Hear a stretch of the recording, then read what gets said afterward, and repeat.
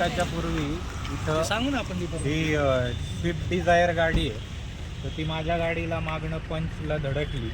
आता तिथे माझ्या साईडनं पिकअप होता, मी डाव्या बाजूनी चाललेलो होतो, पिकअप उजव्या हाताला होता. या गाडीला अंदाज आला नाही, तर स्पीड ब्रेकर दाखवा, स्पीड ब्रेकर दाखवा तुम्ही. हे स्पीड ब्रेकर आहेत.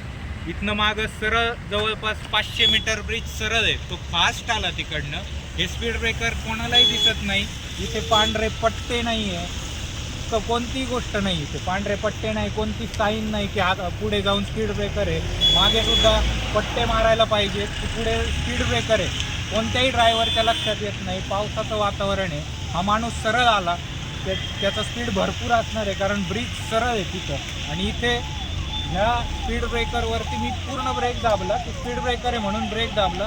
त्यांनी डायरेक्ट गाडीला मागच्या बाजूनी ठोकलं. माझ्या उजव्या हाताला पिकअप होती, ती पण घासली असेल, पण ती ठोकल्यामुळे मी डिवायडरच्या म्हणजे कठड्याच्या त्या बाजूला गाडी घासल्यामुळं एअरबॅग ओपन झाल्या आणि ह्या गाडीमध्ये पूर्णपणे कोणतं सामान आहे माहीत नाही. ती याची काय टॅक्सी गाडी आहे आणि त्याच्यामध्ये सगळं आपलं कंपनीचं सामान म्हणतात. आता ही काय वाहतुकीची का रिक्षा जेवढं आहे, रिक्षा एक टेम्पो रिक्षात जेवढं सामान बसतं ना तेवढं सामान त्या गाडीमध्ये.